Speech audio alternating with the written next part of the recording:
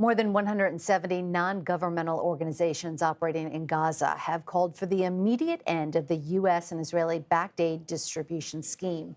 In their joint statement, the organizations say that in less than 4 weeks, more than 500 Palestinians have been killed and nearly 4,000 injured while trying to access or distribute food. It comes after the UN agency supporting Palestinian refugees called the Gaza Humanitarian Foundation a, quote, death trap.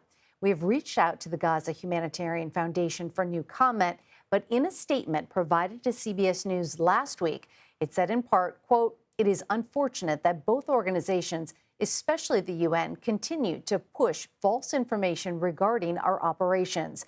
We understand the UN is also trying to deliver aid into Gaza, but are not releasing the percentage of their deliveries that are being looted versus making their final destination. Joining me now is Juliette Touma, the Director of Communications for the United Nations Relief and Works Agency for Palestine Refugees. Juliette, thank you for joining us. I want to start off with finding out what is your team's assessment of how the Gaza Humanitarian Foundation is operating on the ground. Thanks for having me, and good to see you. Look, our teams, since day one, they've been telling us that it's not humanitarian at all, that it is the Gaza Hunger Foundation, it is the Gaza Humiliation Foundation.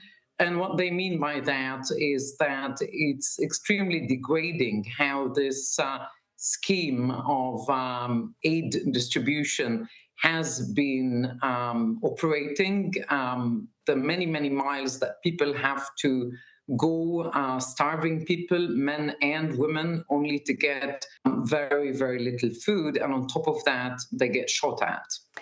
Juliette, there used to be 400 sites run by independent aid groups across Gaza. Now, with the Gaza Humanitarian Foundation taking the lead, it's down to just 4. How big of an impact has that had?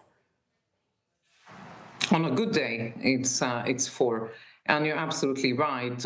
We used to run in coordination with other United Nations agencies and humanitarian organizations, around 400 points of distribution spread across the Gaza Strip from north to south.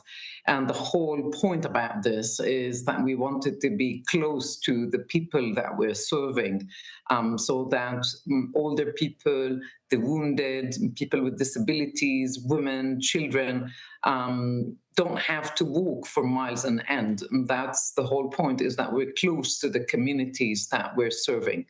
Juliette, you're well aware your organization has faced criticism from Israeli Prime Minister Netanyahu and President Trump, who have alleged UNRWA staff were linked to Hamas and its October 7th attack, accusations your organization has denied. Now, the U.S. was once the biggest donor to UNRWA, but the Trump administration has announced widespread cuts to foreign aid. What has that done, and how is it affecting your operation? A huge impact. The United States government and the American people have been the largest donor to our organization to UNRWA for decades on end, for more than 70 years, right?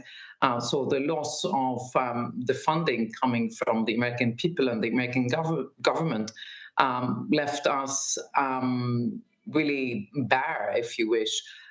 We're struggling to make ends meet. We go hand to mouth. We can barely make do with what we have. It's an extremely difficult situation. And with the American funding that we used to get, we used to send lots and lots of assistance to Gaza, but also to other parts where we work, including Syria, Lebanon, Jordan, and the occupied West Bank. The U.S. funding amounted to nearly $400 million. That was almost half of our operational budget, and we lost that very precious funding at the beginning of 2024 based on allegations that were never proven.